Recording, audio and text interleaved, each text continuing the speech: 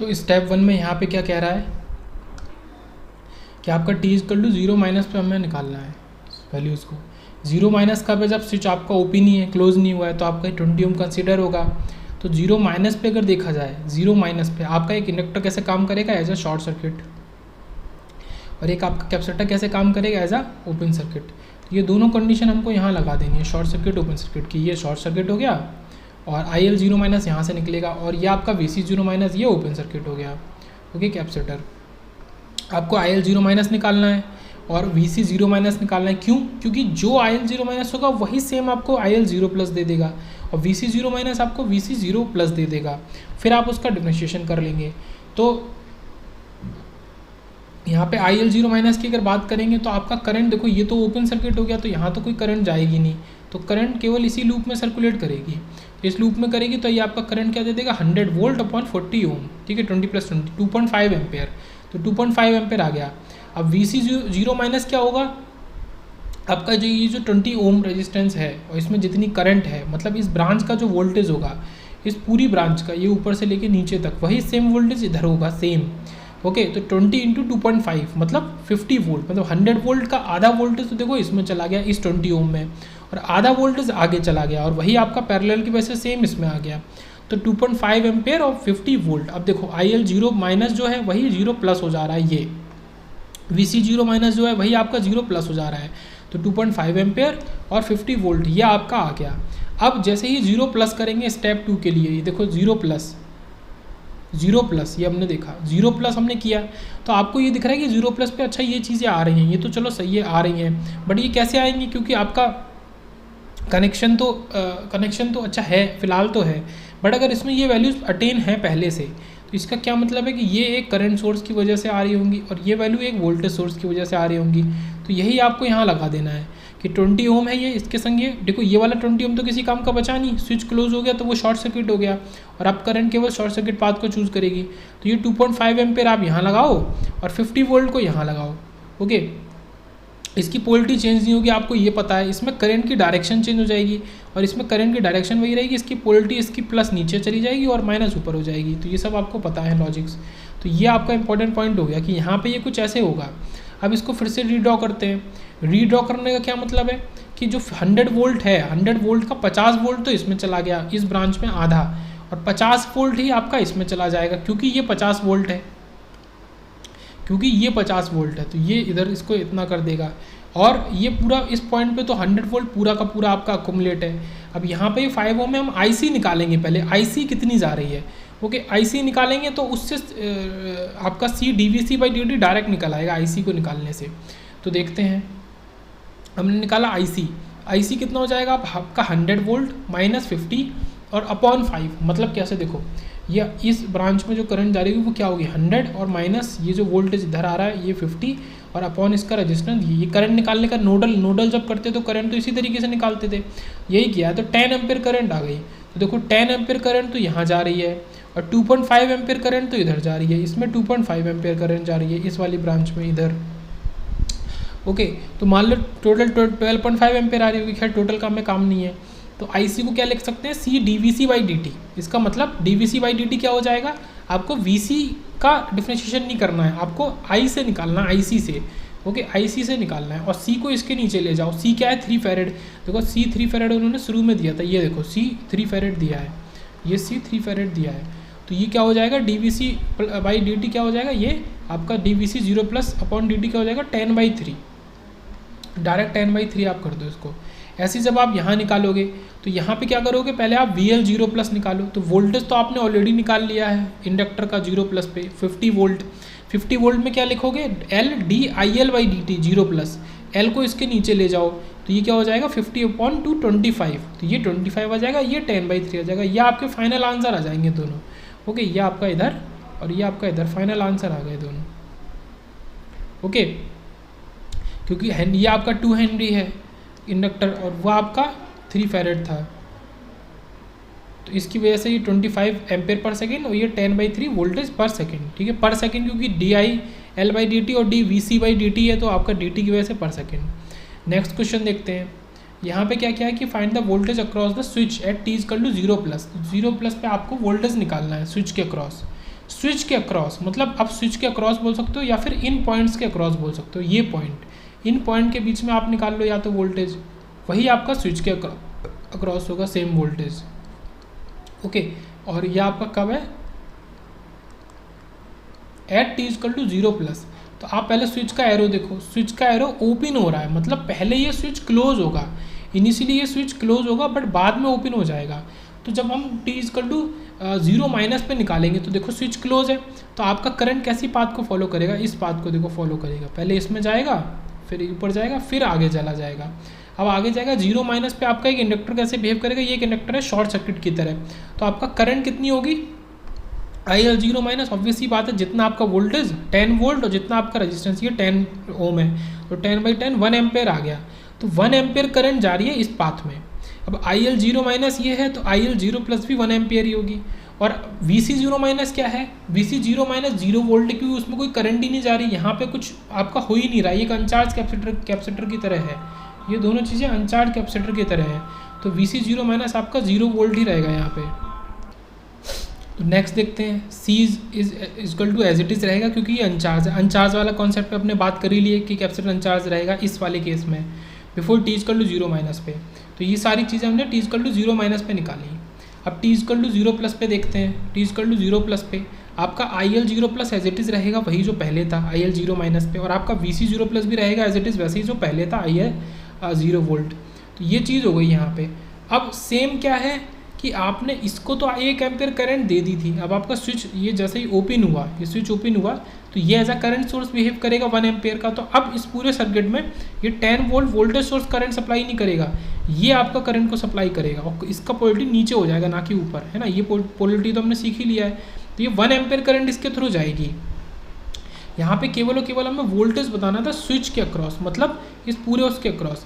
अब कैपेसिटर आपका as a short circuit काम करता है 0+ पे, तो आपको ये भी याद रखना है कि कैपेसिटर कैसे काम करता है एज अ शॉर्ट सर्किट 0+ पे। तो V0+ अगर निकालेंगे इस मतलब इस 5 ओम में, तो ये आपका क्या दे देगा 5 और इंटू 1 आपका 5 वोल्ट दे देगा। अब जो 5 वोल्ट है और ये कैपेसिटर शॉर्ट सर्किट, तो कैपेसिटर का तो कोई वोल्टेज से रिलेशन है नहीं, तो इस पूरी ब्रांच का 5 वोल्ट, तो ये जो वोल्टेज लिखा हुआ है ये पूरा तुम्हारा 5 वोल्ट वोल्टेज हो जाएगा। तो इसकी वजह से डायरेक्ट यहाँ का आंसर आ गया कि स्विच के अक्रॉस जो वोल्टेज होगा जब आपका स्विच ऑपरेट होगा तो वो 5 वोल्ट हो जाएगा, जो कि 5 ओम रजिस्टर के अक्रॉस होगा, सेम वही होगा। ओके, नेक्स्ट क्वेश्चन देखते हैं। तो ये क्वेश्चन है और 2-3 क्वेश्चन है कुछ।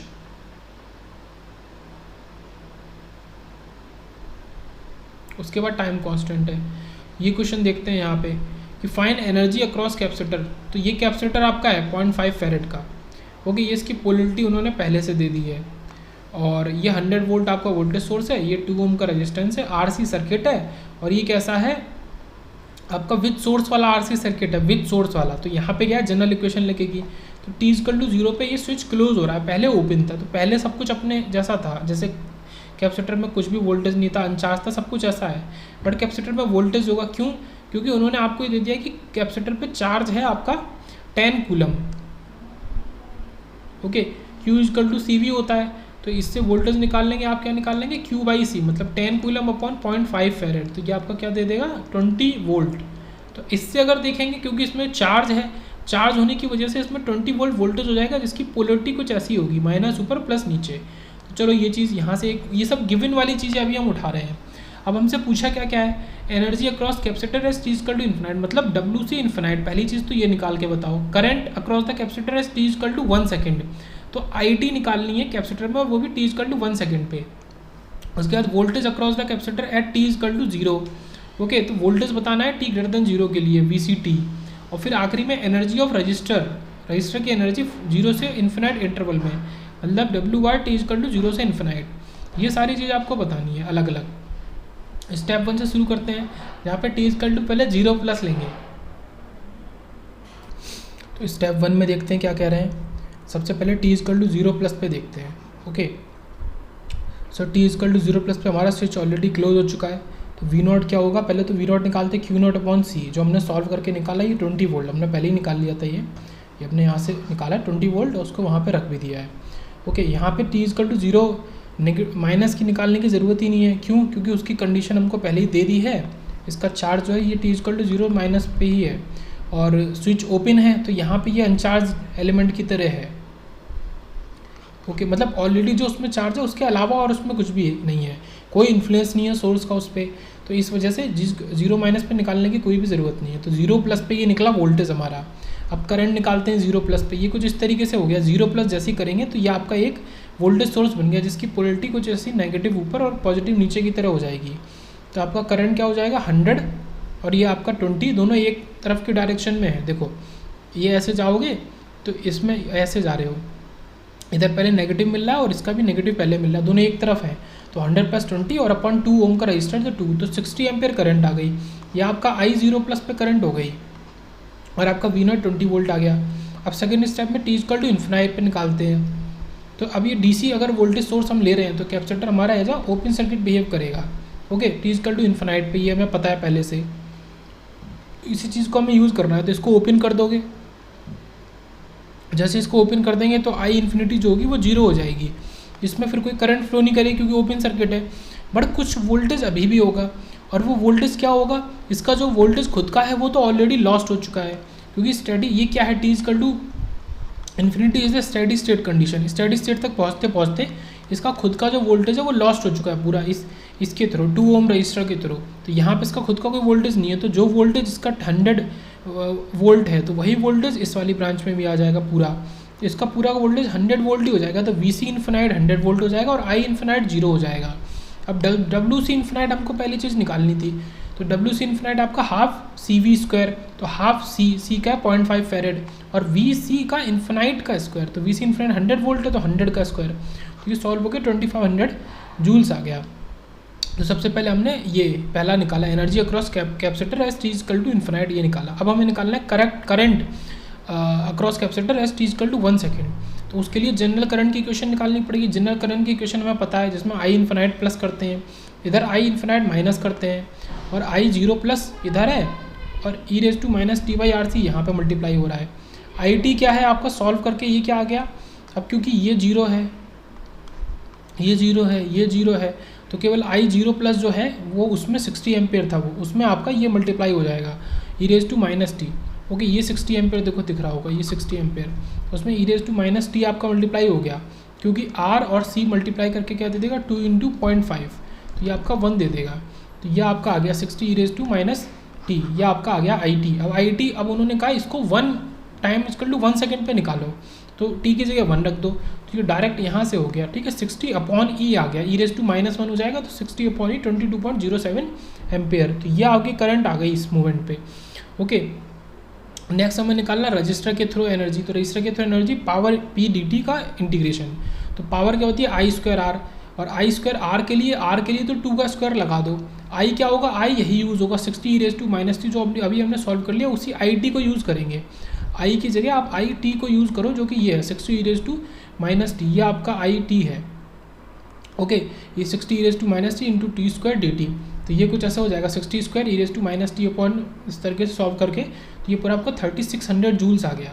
तो एक ये आपका सॉल्यूशन आ गया, एक 22.07 एम्पेयर आया था और एक आपका 2500 जूल्स आया था ये। तो ये आपके 3 सॉल्यूशन आ गए। अब फाइनल हमें क्या निकालना था, energy of resistor from 0 to infinite terminal. अच्छा, ये तो हमने निकाला है already. Voltage across the resistor, sorry capacitor की बात कर रहा है, ये है voltage across the capacitor as t > 0 पे। ओके, तो ये निकालना है। तो VCT, इसके लिए जनरल इक्वेशन वोल्टेज की निकालेंगे VCT, तो ये भी वैसे ही VC इन्फिनाइट, और यहाँ पे VC इन्फिनाइट माइनस होगा, यहाँ पे VC 0 प्लस और e−t/RC ये हो गया। तो यहाँ पे क्या हो गया, VCT आपका क्या हो गया 80 e−, ठीक है, ये यहाँ से निकलेगा। अब यहाँ पे एक चीज़ बहुत इंपॉर्टेंट है समझनी, कि आपको जब ये आप VC 0 प्लस लेते हो एंड VC इन्फिनाइट लेते हो, तो इन दोनों की जो पोलरिटी है उसमें अपोजिट साइन होना चाहिए। ओके, ये चीज़ बहुत इंपॉर्टेंट है, बहुत ज़्यादा इंपॉर्टेंट पॉइंट है ये। ओके, ये यहाँ पे लिखा भी हुआ है कि VC 0 प्लस और VC इन्फिनाइट have opposite polarity, so be aware while taking their values in general expression. Okay, general expression में उनकी वैल्यूज लेते वक्त ध्यान रखें, take one negative and the other positive. अब इनकी जो भी वैल्यू हो, जैसे कि ये आपका ये शुरू में ये 20 वोल्ट था और ये आपका 100 वोल्ट है, और आपका VC इन्फिनाइट यहाँ से 100 वोल्ट ही आ रहा है, तो एक 20 वोल्ट है, एक 100 वोल्ट है। अब इसकी पोलरिटी को हमने देखो उल्टा भी किया है ये, तो इसकी वजह से यहाँ पे दोनों अपोजिट लो। अपोजिट लेने का क्या मतलब है कि VC 0 प्लस को आप -20 ले लो और इसको +100 ले लो, या इसका उल्टा भी ले सकते हो, इसको +20 ले लो, इसको -100 ले लो, कुछ भी ले सकते हो आप। तो ये आपका -20 माइनस और ये +100, फिर e⁻t, ये तो 1 हो जाएगा RC और +100, तो ये आपका सॉल्व होकर ये आ जाएगा 80 e⁻t और आपका +100, 80 e⁻t +100, यह आपका पूरा VCT की इक्वेशन आई और हमें यही इक्वेशन निकालनी थी। t>0 के लिए यही इक्वेशन आपके निकल के आई और आप इसमें फिर कोई भी t की वैल्यू रख के सॉल्व कर सकते हैं। उसके बाद नेक्स्ट क्वेश्चन में आता है कि पहला, find ratio of steady state energy stored in the capacitor to the energy supplied by the source. तो एक तो एनर्जी जो कैपेसिटर में स्टोर्ड होती है वो ½ CV² हो जाती है, और कितनी एनर्जी सोर्स सप्लाई कर रहा है तो वो आपको निकालनी पड़ेगी। वो निकाल लोगे तो इनका रेशियो निकाल लोगे।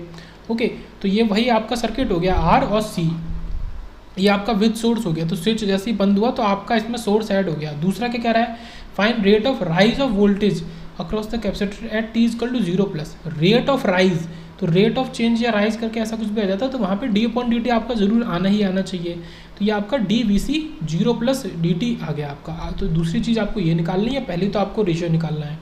तो पहला अगर सोर्स की बात करें, सोर्स की एनर्जी P/dt, P की जगह VI, V तो रहेगा ही, और I की जगह आप क्या लगा दोगे, V/R, ये हमने सीखा है। इस केस में इसकी I क्या हो जाता है, V/R e⁻t/RC। तो इसको हमने यहाँ लगाया है, ये e⁻t/RC dt। अब इसको अलग अलग कर लो, V से V² हो जाएगा R। ओके, इसका जब ये कर देंगे तो ये -RC ऊपर आ जाएगा, तो ये R से R चला जाएगा, तो ये V, ठीक है, -V²C, और e⁻t 0 से ∞ -1 दे देगा, तो ये केवल CV² बन गया। ओके, अब रेशियो निकालने के लिए ये तो आपको ऑलरेडी पता है ½ CV², ये CV² इसके नीचे आ गया, तो WC जो कैपेसिटर का आपका एनर्जी है उसके अंदर स्टोर्ड, और आपका सोर्स जो सप्लाई कर रहा है, तो इनका रेशियो आपका 0.5 आ जाएगा। तो ये आपका 0.5 आ गया इस तरीके से। ये तो पहला केस हो गया, इजी था, बट इसके लिए आपको ये इक्वेशन पता होनी चाहिए कैपेसिटर के थ्रू। ओके, अब सेकंड केस में क्या कह रहा है कि dVC 0+/dt, तो उसके लिए आपको पहले VCT पता होना चाहिए। तो VCT आपका -V e⁻t/RC और ये +V, कुछ इस तरीके से हो गया। ओके, dVC, ये पूरी इक्वेशन आपकी आ गई। पहले तो -V में ये मल्टीप्लाई और +V है, ये पूरी इक्वेशन आ गई आपकी। अब उसके लिए हमको क्या करना है, इसका इंटीग्रेशन, क्योंकि सॉरी डिफ्रेंशिएशन, हमें dVC/dt चाहिए, तो इसके लिए डिफ्रेंशिएशन कर दिया। तो ये तो हो गया 0, कांस्टेंट था, और ये जो पहली चीज़ है यहाँ पे ये आपका बाहर आ गया -1/RC, तो ये सॉल्व होकर इतना आ गया +V/RC। ओके, और e⁻t/RC।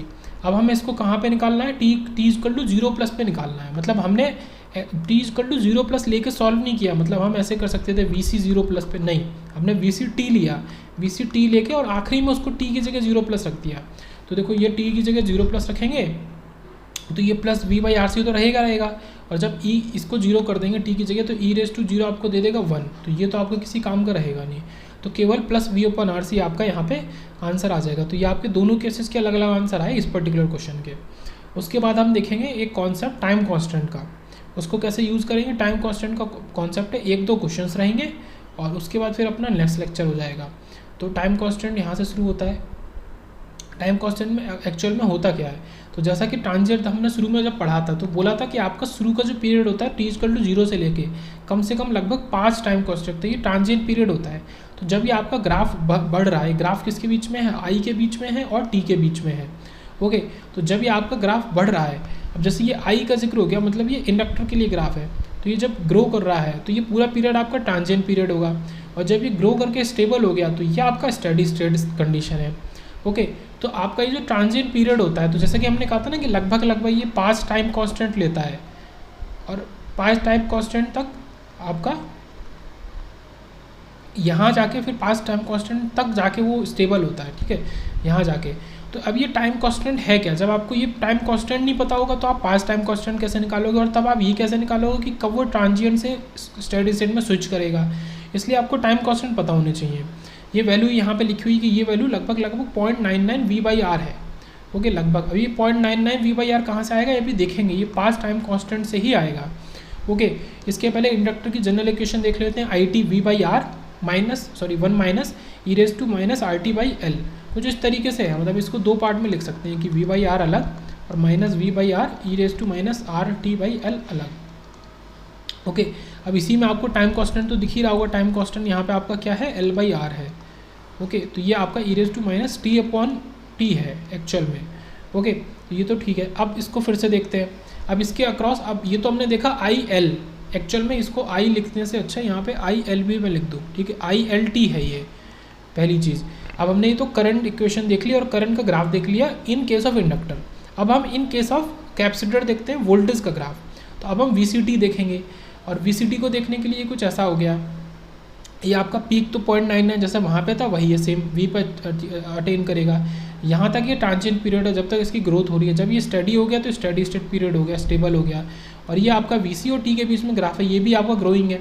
तो VCT इज़ V1 e⁻t/RC, ये इसके इक्वल हो जाता है। वहाँ पे क्या है कि V/R है। ओके, ये V/R है, क्यों? क्योंकि ये हम मतलब ये इक्वेशन की करंट की इक्वेशन लिख रहे हैं। अब करंट की इक्वेशन में हर जो भी यूनिट होगी, मतलब हर जो भी टर्म होगा उसकी यूनिट तो एम्पियर होनी चाहिए ना, तो वो V/R के इक्वल होगा। यहाँ पे हम वोल्टेज की ही इक्वेशन लिख रहे हैं, तो जब वोल्टेज की ही इक्वेशन लिख रहे हैं तो हर एक टर्म की यूनिट वोल्ट हो, और वोल्ट होने के लिए केवल V से काम चल जाएगा। तो यहाँ पे वहाँ पे जो 1/R था उसको V/R हमें करना पड़ा था I बनाने के लिए, यहाँ पे किसी भी R की ज़रूरत नहीं है। तो ये कुछ इस तरीके से हो गया।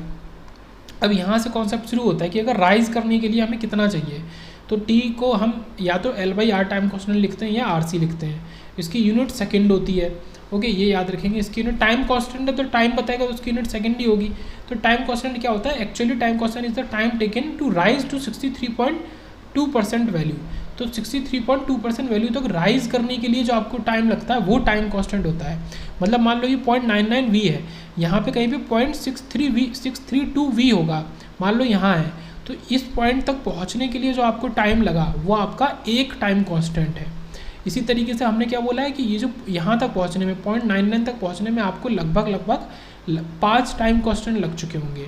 ओके, तो 5 टाइम कांस्टेंट लगे होंगे 0.99 V तक पहुँचने के लिए, और 0.63 V या फिर 63.2% वैल्यू तक पहुँचने के लिए आपको जितना टाइम लगा उसी को आपने एक टाइम कांस्टेंट बोल दिया है।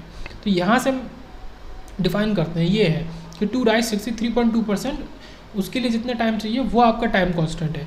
Time constant can be defined with respect to charging और discharging action of the energy storage element.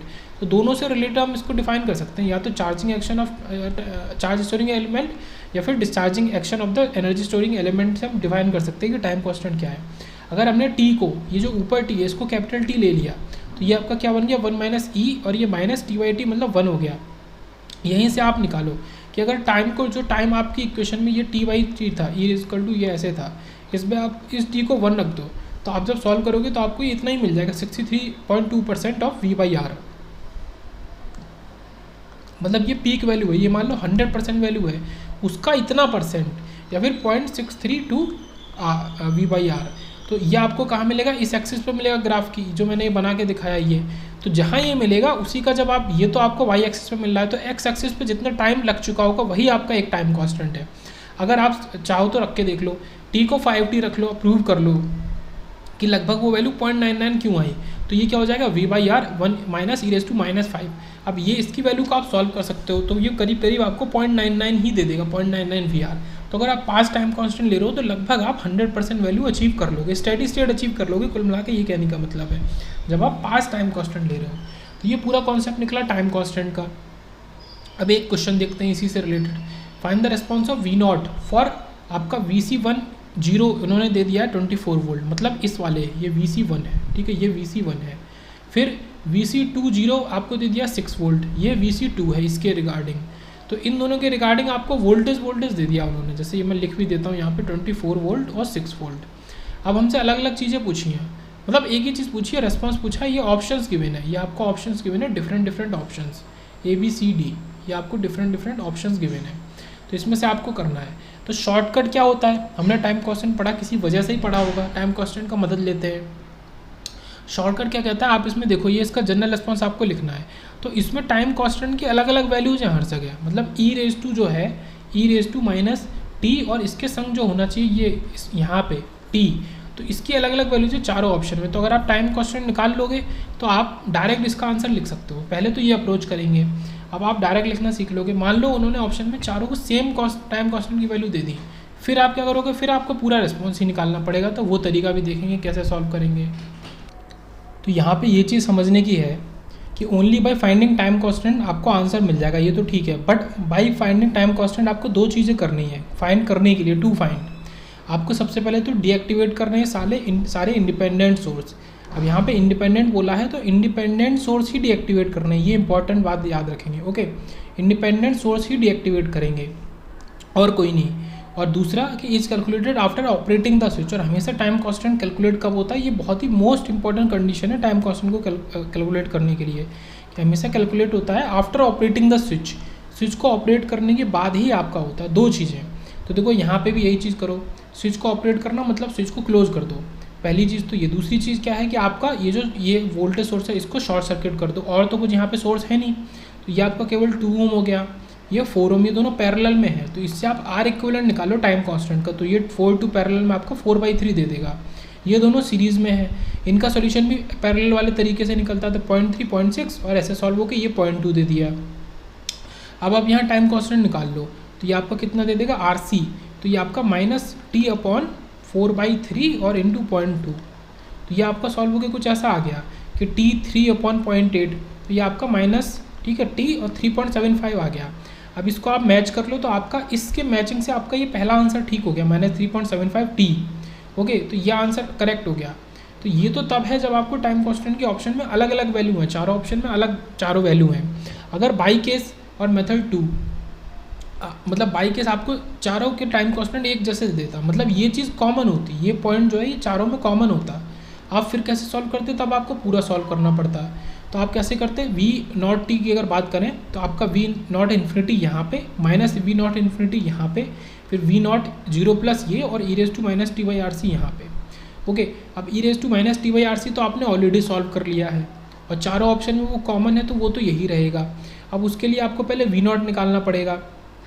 V0 क्या होगा, V0 आपका दोनों VC1 प्लस VC2 मिला के हो जाएगा।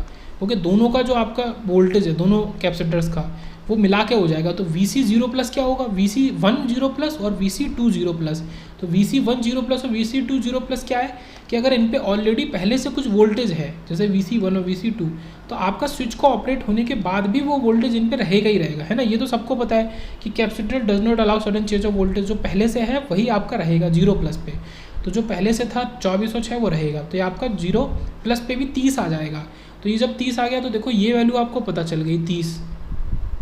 अब T= इन्फिनाइट पे देखते हैं, तो ये दोनों ओपन सर्किट की तरह वर्क करेंगे आपका T= इन्फिनाइट पे कैपेसिटर, ठीक है, ये चीज़ पहले से पता है। तो जब ये ओपन सर्किट की तरह वर्क करेंगे तो इन पे पूरे पे वोल्टेज कितना होगा, जो VO इन्फिनिटी वोल्टेज है वो, मतलब पूरी जो ब्रांच पे वोल्टेज है वही वोल्टेज है, पूरी ब्रांच पे वोल्टेज कितना है उसको सॉल्व करना पड़ेगा। कैसे, ये तो ओपन हो गए, तो ये फिगर कुछ ऐसा हो गया, ये आपका 12 वोल्ट, ये 2 वोल्ट, ये 4 वोल्ट, ये दोनों सीरीज़ में है 2 और 4, आपका 12 वोल्ट इनमें डिवाइड हो रहा है। तो ये आपका इस 4 वोल्ट में कितना जा रहा है वो आपको निकालना है। तो ये 4 × 12 अपॉन नीचे सम 4 + 6, तो 8 वोल्ट आ गया। मतलब इस पूरी ब्रांच में और इस 4 ओम में दोनों में एक जैसा वोल्टेज 8 वोल्ट आपको मिल रहा है। ओके, इन दोनों में आपको वोल्टेज जो है वो 8 वोल्ट मिल रहा है। अब इसके 8 वोल्ट मिलने की वजह से आप यहाँ पे 8 वोल्ट रख दो, यहाँ पे 8 वोल्ट रख दो, तो ये क्या दे देगा आपको, ये 30 - 8 22, तो ये क्या दे देगा 8 + 22 और e⁻, आप पहले ही सॉल्व कर चुके थे। ये पूरा सॉल्यूशन है। अगर आपको टाइम कांस्टेंट सेम दिए हैं ऑप्शंस में, यहाँ पे उल्टा था, यहाँ पे आपको ये चीज़ सेम दी थी, 8 + 22 ही दिया था तीनों में और बाकी ऑप्शंस में चारों में, और आपको टाइम कांस्टेंट अलग दिया था, तो केवल टाइम कांस्टेंट सॉल्व करके आप कर सकते हैं। तो एक बार रिवाइज कर लेते हैं। टाइम कांस्टेंट को सॉल्व करने के लिए आपको मेन कंडीशन क्या है कि सारे इंडिपेंडेंट सोर्स को, ओनली इंडिपेंडेंट सोर्सेज को डीएक्टिवेट करना है, और हमेशा टाइम कांस्टेंट स्विच के ऑपरेट करने के बाद ही आपका चालू होता है। Okay, is calculated after operating the switch. Okay, next फिर देखेंगे लेक्चर 16।